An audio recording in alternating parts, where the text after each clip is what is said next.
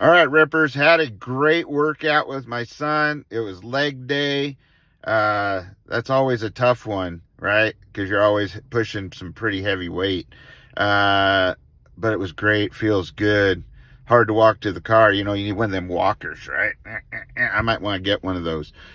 That being said, came out, took a look up, like I said earlier in one of my community posts, taking a minute to look at what you're blessed with each day. Looked up, beautiful day. Went from foggy this morning and cold and wet and dank to just a beautiful sunny day. Something that is just, it's great. Sunny day, gonna go to Wally World, exchange a air filter I got. I always get the sizes wrong. I don't know. You'd think I'd write it down or put it in my phone or something, right?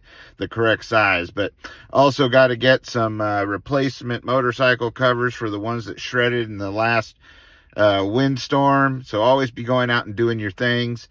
And got to go to Safeway to get some mushrooms. And there was something else. Mushrooms and something else. Anyway, I'm sure I wrote that down. Anyway, got to do that because tonight I get to enjoy steak and corn with the family or my kids at least, or whoever's there eating. One of them's in Klamath Falls going to school, but get to enjoy my favorite meal, ribeye steaks, corn, and everybody's pitching in. And some baked beans, things like that. So I hope you guys are out doing those kind of things. And what I want to say on this video is, when we were talking about getting started and taking small steps and doing the small things, like starting with making your bed and getting up, taking your shower, doing the dishes, all of those kind of things, and you just keep adding things and moving forward. And then, of course, when you're ready, you can move and add to the gym. I am a perfect example of somebody. Now, I see a lot of people out there saying, well, because of my age and my health, I'm really not able to do that. But I got to tell you, there's always something you can do, even if it's a workout from a chair, from your bed. I learned workouts you can do from your bed in physical therapy.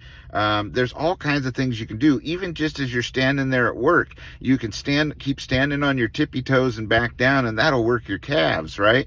And just walking around, being up and around, walking the dog like I walked Benny, right? Because I am the perfect example of somebody who has health issues. I mean, for a while, I was in and out of the hospital for a couple years, easy. And it caused me some health issues that one, not only added to myself regressing and pulling away and getting depressed, for lack of a better word, and forgetting who I am, but because you feel helpless, right? You feel powerless because you know that it's not going to be real easy, and it may not even be possible. And all you have to do to make it possible is just adjust what you're doing, right? I didn't think I'd be able to go to the gym with my son, right? I didn't think I'd have the wind in me, right? And that's because I went and worked out with other family members before, and they just want to do those circuit things, and my heart rate and lungs couldn't keep up with it. And in case you're wondering, what I have is I have something called A1 antitrypsin deficiency. I don't have high numbers in it, but I've got higher than normal, and that means that I can have effects from it. It can affect the amount of oxygen that gets into my blood and whatnot, and that causes an increase in your heart rate too. When your muscles aren't, and you're working your muscles and you're not getting the oxygen you need, it'll raise your heart rate to try and get more blood pumping. That's one difficulty that I have, is that and it's not like I'm going to bring my O2 concentrator in here. I try to just use that while I'm sleeping, or if I'm feeling run down or something like that. And I found out that if I just pace myself and we trade back and forth on the machines, which is a good thing to do anyway for rest between reps, that I can keep up with it. Even in the cardio, if I just pace myself. I mean, my son may do 3 miles, but I do 2.9 miles, right? In 20 minutes or whatever it is. So that is something that that you can adjust on there. If your heart rate's getting up, take a breather, right?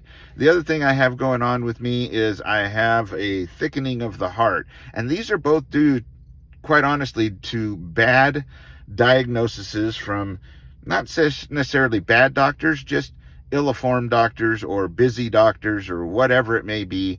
It happened nonetheless. There's nothing I can do to change it.